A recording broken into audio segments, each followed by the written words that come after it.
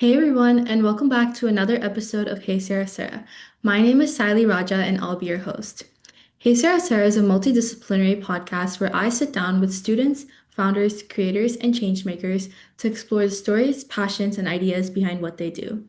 Today, we're joined by the co-presidents and founders of EcoImpact, Rachel and Nethra, a student-led environmental club at Vista Ridge High School dedicated to making sustainability more accessible through community service, education, and environmental action. From organizing park cleanups to encouraging students to get involved, they built a club that's making real impact both on campus and throughout the local community. Today, we'll be talking about eco-impact, environmental stewardship, and what it's like building a club with one of your best friends. We're so excited to have you here. Welcome to the podcast, Rachel and Nethra. Hi, thanks so much for having us. Of Thank course. you. So before we dive into eco-impact, can you both introduce yourselves and tell us a little bit about who you are? Hi, I'm Rachel Nune. I'm an incoming senior in Ridge High School, and I'm also the co-president of EcoImpact. I'm in choir, TSA, and NHS. I like to read, paint, and maybe go on walks sometimes, yes. Hi, I'm Nethra. I'm an incoming junior at Vista Ridge High School. I'm also a co-president of EcoImpact. I'm a yearbook editor. I compete in HOSA and UIL journalism, and some of my favorite hobbies are reading, making art, baking, and crocheting. Okay, great. So let's start at the beginning. What inspired you both to create eco-impact, and how did the idea first come about? So about a year ago, we both met in our algebra class, and then we expressed our interest in nature and local parks. And I think that's where it all started. We wanted to create something where high schoolers could spend time in nature, but also tackling the community problems we have more practically, and thus came Eco Impact. I love that. Okay, so for someone hearing about eco-impact for the first time, what's the elevator pitch? So EcoImpact is an environmental club which targets issues in your community, like especially local parks. If you love to work hands-on, collaborate with local elementary schools to spread environmental awareness, we participate in a lot of citywide events and park cleanups, and we just aim to improve the welfare of those in our community. Then, yeah, this club is for you, and it's a really great way to earn volunteer hours, learn new leadership skills, meet a lot of new people, and make a visible difference in the places around you. Okay, great. So what are some of the projects and events eco-impact has organized, and which one has been your favorite so far? So mainly we do a lot of park cleanups, and we do also a lot of elementary school carnivals, and we volunteer by setting up booths and so on. But definitely our favorites have been the first ones which we have done. In the beginning of I think during fall last year, we did a park cleanup in partnership with the Cedar Park Recreation Council, and then during the MLK Day we have partnered up with them, and then we cleaned Brushy Creek, and that was definitely a very fun experience. It was about December-ish, and I think we had a really cool time with all of our friends, and it was really fun. And also Steam Night at Vegan, it was really cool because a lot of the kids were really enthusiastic about learning about nature, and it was really inspirational to see kids wanting to actually make an impact, although they do not know what problems we are actually facing, but to see that they're able to wanting to make an impact is a huge encouragement for both of us. I love that. Okay, so a lot of students care about the environment but don't know where to start. So how does eco-impact make sustainability feel approachable and fun for students? Oh, yeah. So we like to make our volunteer opportunities and events as accessible and simple to participate in as possible. At our park cleanups, we always provide all the materials and we make sure that people are split up into groups. We all work collaboratively. And we also partner with the City of Cedar Park and local elementary schools, and that those partnerships really help us structure the events more effectively so everyone knows what they're doing. We also do a lot of elementary school carnivals, and I think educating others is a great way to start if you want to make a difference in sustainability. It's a lot of fun, and a lot of people just enjoy interacting with kids, playing games, and just being inspired with the way that kids are so dedicated to making an impact. And next year, we're hoping to incorporate some more educational activities so that people can know how to make a difference outside of the club, like in their own lives. Okay, great. So you guys have built this club together as close friends. So what has it been like working together and how do your different strengths complement each other? I think definitely our biggest strength has been like how effectively we work together.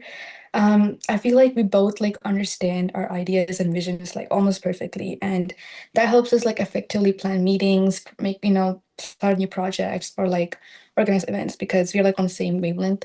Um, and I think coming to our strengths, I think I'm pretty good at like prioritizing tasks and like managing time, whereas Nethra is like really good at like in her attention to detail, and that helps us get everything done like in the like to the highest quality possible, and also help us stay on track. And I think that's how like we our strengths complement each other really well.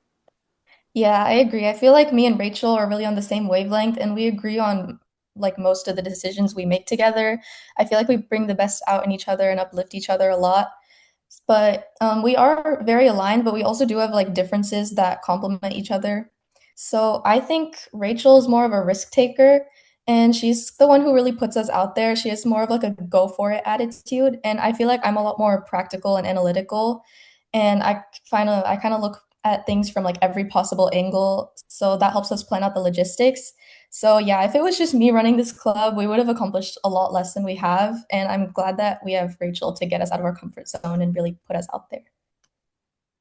I love that. Okay, so looking ahead, what are some goals or ideas you guys have for Eco Impact in the future or in the coming school year? So one big thing we want to do is we want to start a city, like we're already like on working on it. We want to start like a citywide large scale project, which could like, have a greater impact on community.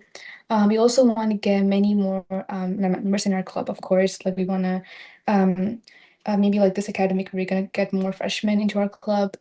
We also want to focus on like organizing some recycling drives in our school and collecting like all the like newspapers or like any like old worksheets which teachers have so we can like recycle them. We also want to start like some tree planting projects in our parks. We also want to maybe make our officer team more efficient by organizing more like team building activities. We also want to enlarge our like officer team altogether. We want to introduce some new positions, so keep an eye out for that. We're going to have some new positions coming up this academic year, and overall, we just want to like work more efficiently and try to like broaden our horizons as to the kind of projects which we usually work on. Okay, great. So we're gonna go into our fun segment next. So since you guys are close friends, let's see how well you know each other. So what's one thing your co-president is really good at that they probably won't say about themselves? I think Rachel has this really great ability to just keep her cool in pressuring and frustrating situations. And like at times where most people would get irritated or overwhelmed and frustrated, like she's just able to keep her composure and think really logically. And I think that makes her really good at problem solving, and it's come through a lot in difficult times this year. Oh, that's really sweet. I think Nethra is like very confident when it comes to like approaching new people, and as a club where we like have to reach out to like many individuals, like many officials, like maybe people in theater park, people working in the recreation center, and all of that, like it really comes in handy. And I think that like she's able to like really grasp all kind of like in all situations, and she's able to like act accordingly and think on her feet.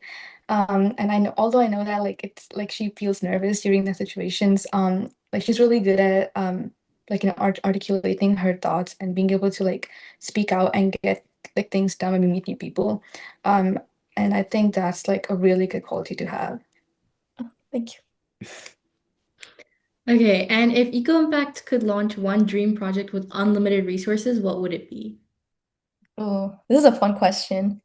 I think what we would do is we would have like a whole Leander ISD school district wide like campus reinvention project where we just like rebuild or like modify the campuses to be more sustainable. So this could include like solar panels in our schools, like make all the lighting like exclusively LED. We could even have like reusable lunch trays and reusable utensils to reduce the amount of like spoons and trays that get thrown into landfill.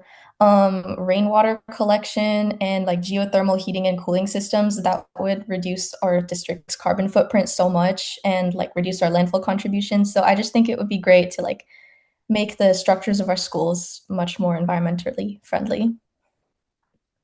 I love that. I hope it happens in the future. Okay, and Hopefully.